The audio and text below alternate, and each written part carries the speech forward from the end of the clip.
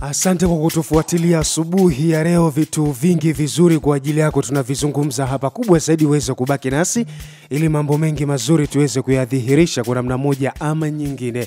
Leo tunazungumza kuhusiana na dhana ya udhibiti ubora wa shule, na tupo na Pudensia Kuzenza. Yeye ni mdhibiti mkuu wa ubora wa shule wilaya ya Bahi, lakini ameambatana na Diana Maro ambaye ni mdhibiti mkuu ubora wa shule wilaya ya Chemba. Karibuni sana. Asante. Tunaanzia wapi? Ninaitwa Pudensia Kuzenza, mdhibiti ubora wa shule wilaya ya Bahi. Na leo hii tumekuja hapa kwa ajili ya kushirikisha jamii ili waweze kuendelea kutufahamu vizuri sisi wadhibiti ubora wa shule ni nini tunafanya.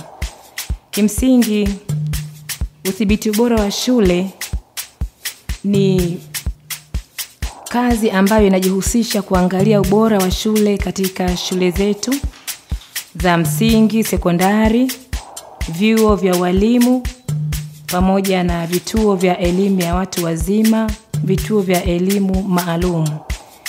Mwanzoni miaka tangu baada ya uhuru hata kabla ya uhuru tulikuwa tunajulikana kama wakaguzi wa shule. Na kazi yetu ilikuwa ni kukagua na kuangalia ubora wa elimu ambayo inatolewa katika mashule. Na serikali yetu ya Tanzania kupitia Wizara ya Elimu wana hiki chombo cha udhibiti ubora wa shule ambacho kazi yake ni kuthibitisha ubora wa elimu inayotolewa kulingana na mitaala ambayo serikali imeiandaa ili mwanafunzi au Mtanzania anapojifunza, anapopita katika ngazi ya elimu, kuanzia ngazi ya elimu ya awali, basi aweze kupata elimu iliyo bora kama ambavyo serikali imekusudia. Kwa sisi ni chombo cha kuangalia ubora wa elimu inayotolewa katika shule zetu hapa Tanzania. Mwanzoni tulikuwa tunaitwa wakaguzi wa shule kwa maana ya muktadha wenyewe. Wanaita school inspectors kwa Kiingereza. Tulikuwa tuna namna ambayo ilikuwa inaonekana kama ya kipolisi fulani. Maana hata mapolisi pia wanafanya ukaguzi. Kazi yao ilikuwa ni kuangalia na kutoa taarifa. Lakini tunaposema sasa hivi habari ya udhibiti ubora ni dhana inayohusisha kuangalia namna elimu inavyotolewa, maana ufundishaji na ujifunzaji, lakini pia kushauri pale namna ya kuboresha ujifunzaji na ufundishaji, lakini kwa kuzingatia kile ambacho taifa imekikusudia cha kumfanya Mtanzania yule atakayepita katika kujifunza, basi awe yule Mtanzania ambaye tunataka tumuone akiwa mwenye kujiamini, mwenye akili bunifu, yenye ushindani katika dunia ya sasa ya sayansi na teknolojia, kwa mujibu wa dira yetu ya maendeleo ya Tanzania ambayo ilikuwa imetufikisha mpaka leo 2025. Nafikiri kwa hapo naweza nikasimama pia nikampa nafasi mwenzangu pia aweze kuongeza hapo. Sasa kama alivyosema mwenzangu pale Madam Pudensia, ni kweli udhibiti ubora wa shule tumejikita zaidi katika kuangalia ubora wa elimu inayotolewa katika shule zetu na vyuo vya ualimu na ngazi kama alizozitaja. Lakini pia udhibiti ubora wa shule tunafanya ziara mbalimbali katika shule zetu, na hizo ziara zinasaidia tunapokwenda kujadiliana na wale walimu, wakufunzi kuhusiana na utolewaji wa elimu katika zile taasisi. Na tunapokwenda kwenye zile ziara tunapata muda mzuri na muafaka kwa ajili ya kujadiliana, kuelekezana namna ya kuboresha ufundishaji na ujifunzaji. Lakini pia tunapata nafasi ya kuongea na jamii kuhusiana na elimu inayotolewa na jamii nayo inachangia. Maana katika kazi tunaoifanya, ziara zetu tunapofika, badala ya ule ukaguzi wa shule ambao ilikuwa tunakagua tuweze kuona mapungufu, tuweze kuona yale ambayo yanatokea kinyume kwenye ukaguzi wetu, kwa sasa tunafanya udhibiti ubora wa elimu. Hivyo tunafanya ziara ambazo ni za kirafiki, ambazo ni za kuelekezana. Tuna ziara za aina 3 ambazo tunaziita tathmini za ubora wa shule. Tuna tathmini ya jumla, tathmini ya ufuatiliaji na tathmini maalum. Tathmini maalum inajumuisha tathmini ya usajili wa shule na tathmini ya tuhuma, ambapo tathmini hizi tunapokwenda kule shuleni tunaendelea kuboresha ubora wa elimu inayotolewa. Kwa mfano, tathmini ya jumla huwa tunaifanya katika siku 3 na tunatoa taarifa mapema siku 3 kabla au siku 5 kwa ajili ya kuwapa taarifa kwamba tutafika pale kwa ajili ya kuangalia ufundishaji na ujifunzaji. Na tunapofika pale tunakuwa na majukumu mbalimbali, ikiwemo kuingia madarasani, kuangalia ufundishaji na ujifunzaji wa wanafunzi, kuangalia ufundishaji wa walimu, lakini tunaangalia mbinu, zana wanazozitumia wakati wa ufundishaji na ujifunzaji. Ushirikishwaji, tunalenga zaidi mwanafunzi ndio awe kitovu cha ujifunzaji, badala ya mwalimu kufundisha zaidi kama zamani ambavyo ilikuwa kwamba mwalimu ndo anayefundisha, mwalimu ndo anayeelekeza muda wote darasani.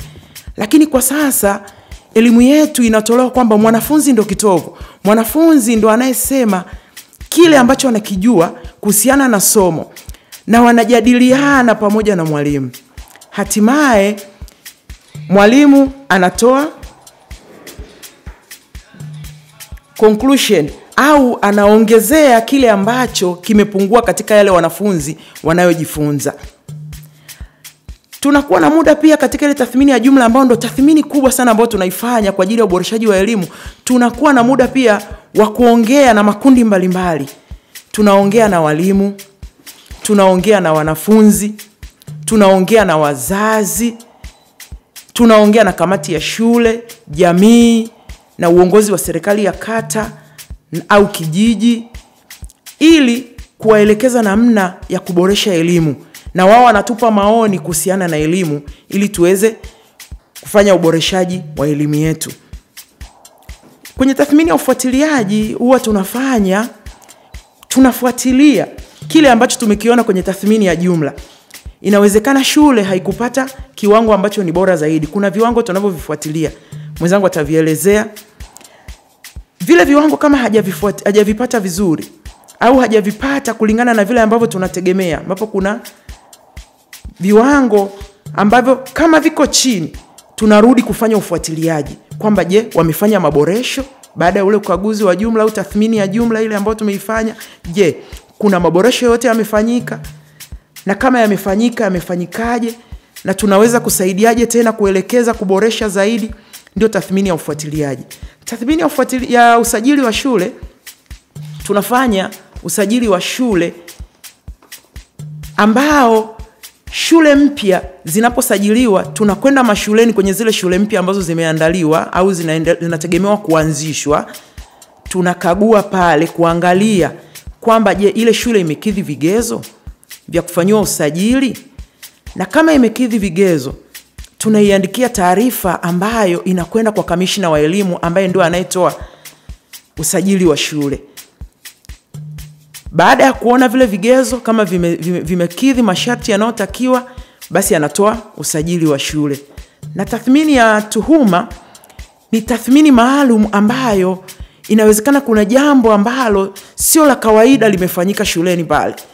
Na kama kuna jambo ambalo sio la kawaida limefanyika shuleni, basi tunapata mwongozo wa kwenda pale ili kuangalia lile jambo limetokeaje na kwa nini limetokea na limeleta athari gani na linaweza kurekebishwa vipi ili taasisi iendelee na shughuli zake ambazo zinatakiwa kuendelea.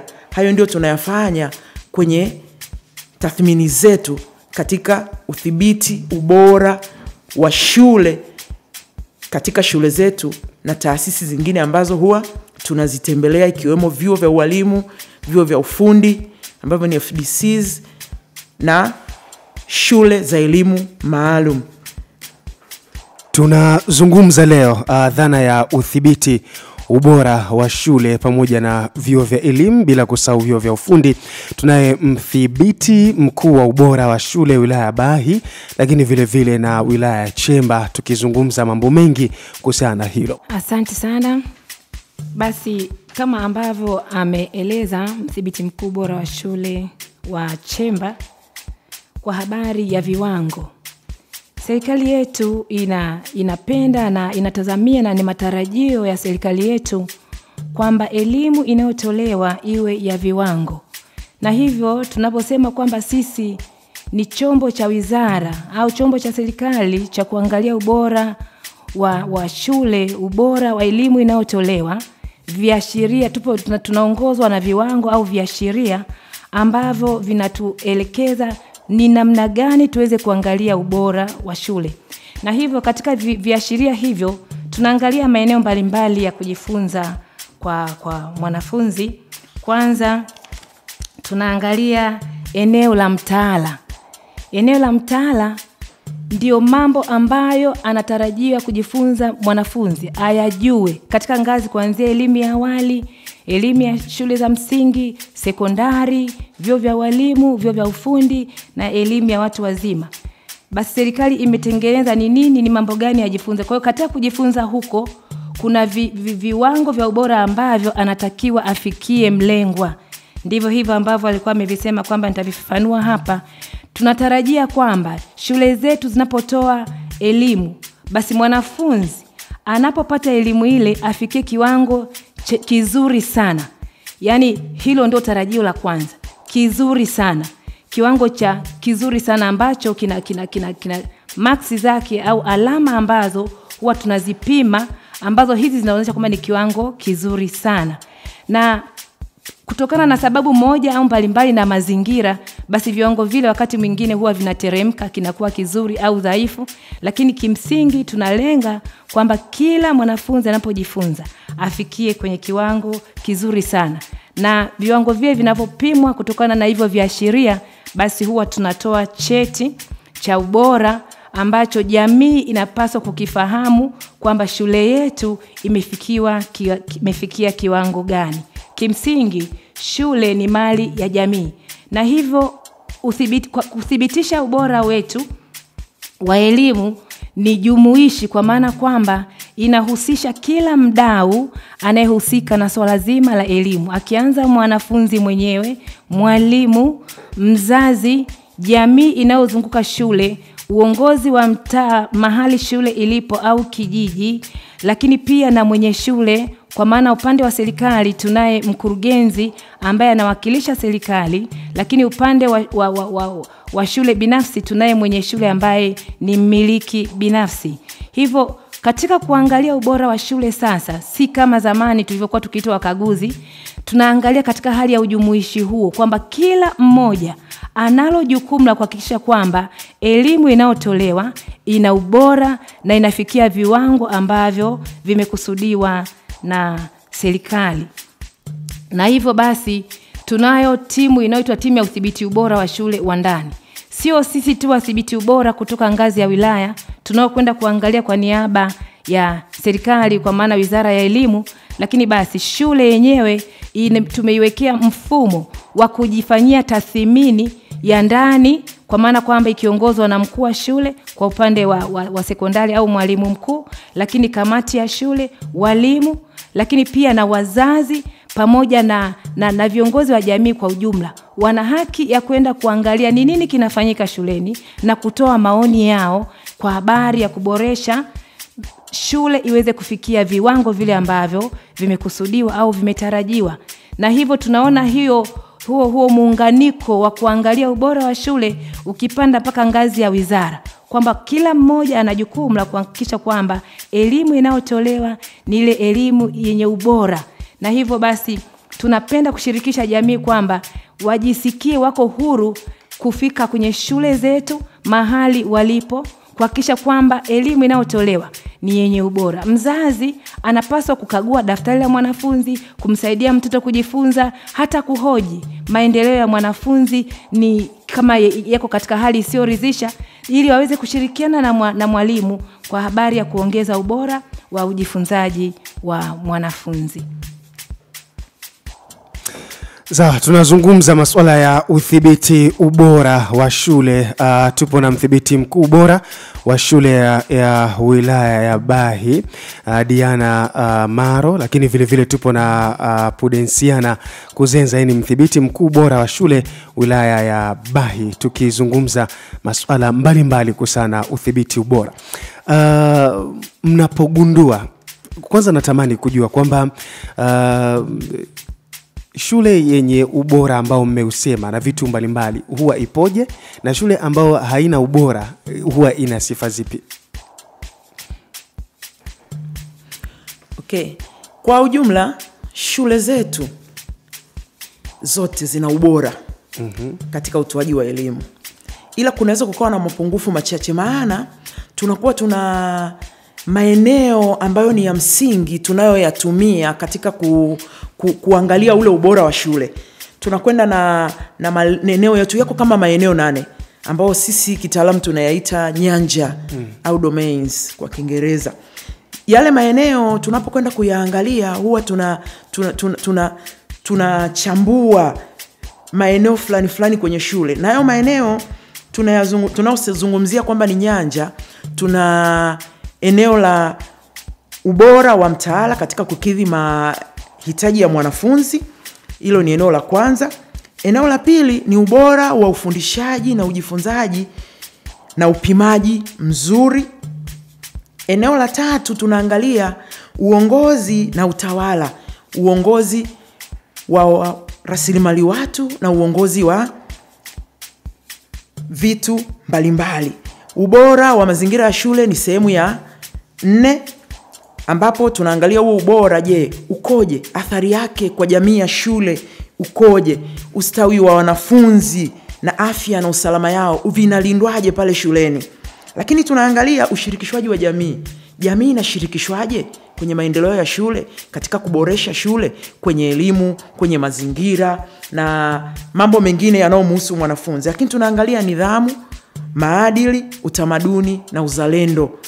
Wanafunzi wana active vipi katika uzalendo wao kwenye nchi, uzalendo kwenye shule yao, katika utamaduni wa shule yao, wana ulindaji utamaduni, maana kila shule ina utamaduni wake. Kwa hiyo je, wanalindaje utamaduni wa shule yao, utamaduni wa taifa, wana uendelezaji, wanajifunza vipi kwa ajili ya kuja kuwa taifa lijalo la kesho? Je, wamejiandaa vipi? Wanajifunzaje utamaduni wa Tanzania? Lakini maadili, tunaona kwamba sasa hivi kuna maadili ya kila aina. Maadili mbalimbali yamejitokeza Tanzania, nchi mbalimbali, dunia nzima. Kuna maadili ambayo mengine hayafai kabisa. Je, wale watoto wana behave vipi? Wana tabia gani wanapokuwepo shuleni?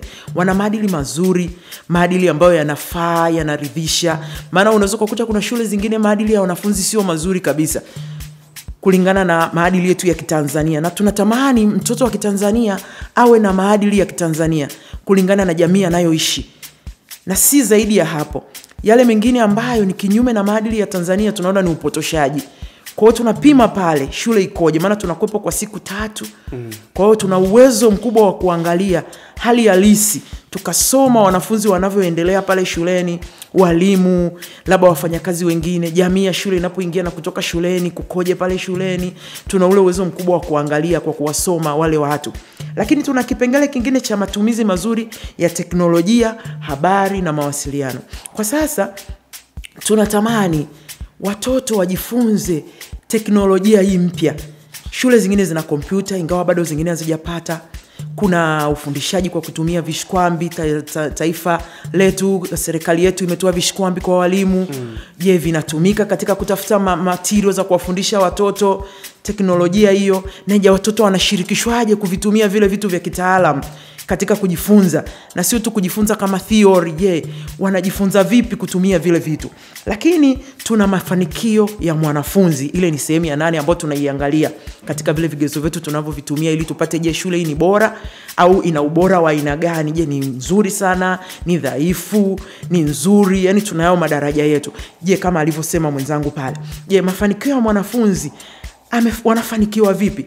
Sasa pale kuna ile upimaji unaotolewa, kuna mitihani, kuna majaribio yanayotolewa pale. Je, wanashindanishwa labda shule na shule? Siku hizi kuna moku za wilaya, moku za mkoa, moku za kata.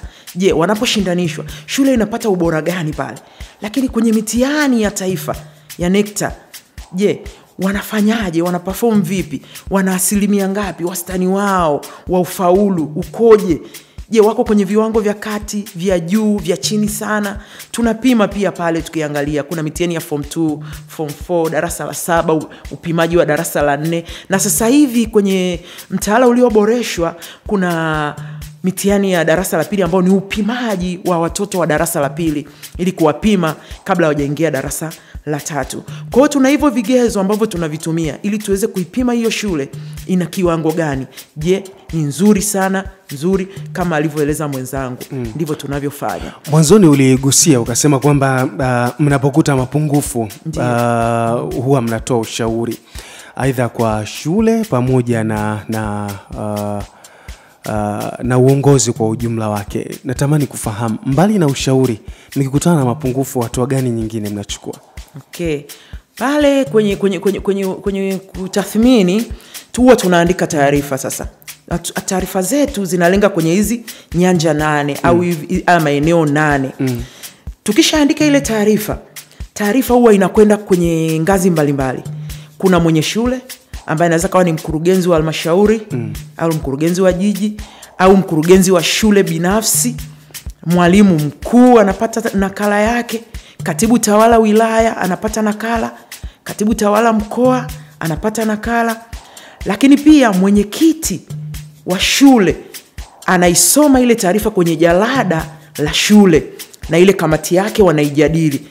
Na baada ya kutoka kwa ile taarifa ambayo huwa tunaitoa ndani ya siku 7 au mpaka 14, lakini mara nyingi siku 7, ndani ya siku 7 tukishaitoa ile taarifa, kwenye shule wanakaa kikao, wanajadili, walimu na mwalimu mkuu wanajadili ile taarifa.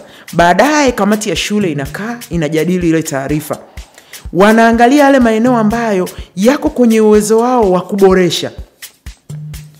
Kwa mfano, walimu, uwezo wa ufundishaji na ujifunzaji, kama kuna mahali walikosea katika ufundishaji na ujifunzaji, wana uwezo wa kurekebisha kulingana na kwamba ile taarifa yetu ikishaelezea yale mambo tuliyoyaona mazuri, itaelezea mambo ambayo yanahitaji kuboreshwa, lakini itaelezea mapendekezo ya hatua za kuchukua, mapendekezo ambayo watayafanya ili kuboresha ile eneo. Maana hatuishi tu kuambia kwamba hapa kuna upungufu au hapa ni pazuri sana, lakini mwishoni kwenye kila eneo katika yale maeneo 8 tunaeleza kwamba hapa kwa kuweza kulirekebisha hili jambo fanya 1, 2, 3, 4. Yani maoni na mapendekezo kwenye ile taarifa. Sasa ile taarifa ikienda kwa wale wadau wetu niliowataja ambao ni kuanzia ngazi ya kamati ya shule, mkuu wa shule mpaka mkoa na elimu mkoa pale, wakiyaona kila mmoja anaposoma ile taarifa anajua jukumu lake kwamba nirekebishe wapi. Sasa kuna mengine ni ya wilaya, mengine ni ya shule, mengine ni ya mkoa, mengine ni ya, kama ni shule binafsi ni ya mwenye shule, mengine ni ya mwalimu mkuu wa shule binafsi na kadhalika. Kwa hiyo ndivyo ambavyo yale mambo yanarekebishwa, lakini tunatoa kabisa mapendekezo kwamba fanya 1, 2, 3, 4. Kwa kila mmoja akiangalia yale mapendekezo anagundua hili ni la nani, na mara nyingi watu tunamlenga mwenyewe. Kwa mfano labda tuchukulie kwamba labda ufundishaji na ujifunzaji labda hautumii mbinu shirikishi, hauwashirikishi wanafunzi ipasavyo, haumfanyi mwanafunzi kuwa kitovu cha ujifunzaji kama inavyotakiwa. Huwa tunachokifanya tunatoa mapendekezo kwamba labda timu ya udhibiti ubora wa shule wa ndani isimamie au ifanye mafunzo. Tuna mafunzo ya MEWAKA siku hizi kwenye shule, kwamba ifanye mafunzo kwa kupitia MEWAKA ili kuwasaidia walimu wapate mbinu bora za ufundishaji na ujifunzaji utakao washirikisha wanafunzi. Na tunaweza tukatoa pia hizo mbinu ni zipi. Ndivyo tunavyofanya. Kwa hiyo tukielekeza zile mbinu, naye tunamuelekeza labda aende kwenye mtandao, wajadiliane pamoja, wapate hizo mbinu ambazo zitaboresha ufundishaji na ujifunzaji utakao mshirikisha mwanafunzi. Ndivyo tunavyofanya. Kwa hiyo kama ni mapungufu, tunawapa kabisa mapendekezo kwa ajili ya kuboresha. Tunazungumza udhibiti wa ubora wa elimu ili mambo mengine mazuri yaweze kufanyika hapa. Kupitia 0735 78 20 unaweza kuzungumza nasi ili mambo yaweze kwenda sawa. Na kukumbusha tupo na Diana Maro, lakini vile vile ipo Prudensiana Kuzenza. Hawa ni wadhibiti wakuu wa ubora wa shule kutokea Bahi na mwingine kutokea Chemba, tukizungumza masuala mbalimbali. Umezungumza vitu vingi kwenye umezungumza vitu vingi kwenye swala la ushirikishwaji. Umetaja walimu, nasikia hapo na walimu wakuu vile vile, hivi vitu vingine. Jamii inashiriki vipi kwenye hilo? Kwa sababu katika yale zile nyenzo zako wakati unazielezea pale za kitaalamu, umezungumza swala la maadili. Natamani kujua ushiriki wa jamii kwenye hilo. Nikifuatilia sana mna semina mbalimbali, mafunzo ambayo mnatoa sana kwa walimu wakuu, maafisa elimu, kata na watumishi ambao mnatoa mafunzo hayo, na tupo katika kuboresha swala zima la elimu. Kumekuwa na matukio mengi sana, walimu kutoa adhabu kwa wanafunzi ambazo zinazidi kiwango, lakini pia matukio mengine ambao walimu wanafanya matukio ambayo ni hatari zaidi, kama kuua, kubaka. Nyie kama madini na masuala hayo, swala hili mnalichukulia, yani mpo katika mkati upe ukisha kwamba masuala haya yanapotea kabisa, sababu ni hatari pia? Asante. Labda nikianza na swala la namna gani jamii inashirikishwa katika kuthibitisha ubora wa elimu inayotolewa katika shule zetu. Kama tulivyosema awali kwamba dhana nzima ya uthibitishaji ubora wa shule ni kusema hiki ni bora, lakini kwa ushahidi. Na labda nirudi nyuma kidogo kwamba tunapothibitisha ubora tuna vitu, tuna pembe tatu tuseme, wanasema kwa Kiingereza triangulation, kwamba tunatumia kuona hali halisi, lakini tunafanya mahojiano kwa wadau mbalimbali, lakini pia tunapitia kumbukumbu. Hizo zote mwisho wa siku zinathibitisha kwamba kiwango cha elimu kinachotolewa. Samahani kwa kukatiza, unaposema wadau mbalimbali unamaanisha nini? Ndio nakuja pale kwamba katika hilo triangulation, hiyo aina tatu ya kuangalia kuchukua ushahidi, basi tunarudi pale kwa wadau kwamba tunapofanya kuthibitisha ubora, tunashirikisha wadau kwa eneo la kufanya mahojiano nao. Tunazungumza nao. Tunazungumza na mzazi tunapofika shuleni, tunazungumza na viongozi wa bodi ya shule upande wa sekondari, tunazungumza na viongozi wa kamati ya shule upande wa shule za msingi, lakini pia tunazungumza na viongozi wa serikali. Kama ni kijijini kule, basi tunazungumza na viongozi wa serikali ya kijiji au viongozi wa mtaa mahali ambapo shule ilipo, kwa kutumia mahojiano mbalimbali. Wale wanapata nafasi ya kuzungumza na kutushirikisha ni kwa namna gani wanaiona shule na namna gani wanavyoisimamia. Lakini katika utendaji wao wa kila siku, wazazi wana jukumu la kushiriki katika kuhakikisha kwamba shule inatoa elimu bora, kwa kushiriki kabisa maendeleo ya mwanafunzi kupitia vikao vyao, lakini pia kwa kwenda shuleni kujadiliana na walimu kwa habari ya maendeleo ya mwanafunzi. Lakini upande wa kamati ya shule au bodi za shule, hivi ni vyombo ambavyo vinashirikiana na uongozi wa shule kuhakikisha kwamba watoto wanapata elimu stahiki, wao wakiwawakilisha jamii. Lakini tunasema kwamba shule ni mali ya jamii. Kwa hiyo viongozi wa jamii husika, kama ni watendaji wa kata, waheshimiwa madiwani au viongozi wa serikali za kijiji na vitongoji, na wenyewe pia katika vikao vyao vya vijiji, ajenda mojawapo wanaoizungumza au katika vikao vya kata ni ajenda ya elimu, kuhakikisha kwamba shule zinatoa elimu yenye ubora. Lakini pia wana mipango ambayo ina kipengele cha kusupport shule kuweza kufanya vizuri kwa habari ya ujenzi labda wa madarasa. Kwa mfano kuna programu ambazo zinahusisha kwamba jamii ijenge labda maboma, lakini na serikali iweze kuongeza hapo. Kwa hivyo kwa upana huo na muktadha huo ndio namna ambavyo jamii inashiriki katika kuhakikisha kwamba elimu inayotolewa katika shule zetu zina ubora kwa kushirikisha kwa namna hiyo. Na sisi tunapofika shuleni basi tunahojiana nao kuweza kucheki na kuthibitisha je kweli hawa wanashiriki. Lakini pia vikao vyao kuna mafaili kabisa ambayo yanaonyesha mihitasari ya vikao vyao ambavyo vinaonyesha ushiriki wao katika swala zima la ujifunzaji na ufundishaji. Tunazungumza kuhusiana masuala mbalimbali ya udhibiti ubora wa shule. Tupo na mdhibiti mkuu wa ubora kutoka wilaya ya Chemba, mdhibiti mkuu wa ubora wa shule kutoka wilaya ya Bahi, tukizungumza masuala mbalimbali ya udhibiti na ubora wa shule zetu kwa ujumla wake. Tukamilishe lolote la kukamilisha hapo kutokana na muda si rafiki. Karibu. Okay. Kwenye maswali aliyouliza kuna swali alizungumza kuhusu na adhabu zinazotolewa mashuleni na hali za walimu kwa sasa. Baadhi ya walimu ambao wamekuwa wakiwaadhibu watoto kupitiliza na kufanya matendo ambayo ni ya kinyume na maadili kwa watoto wetu.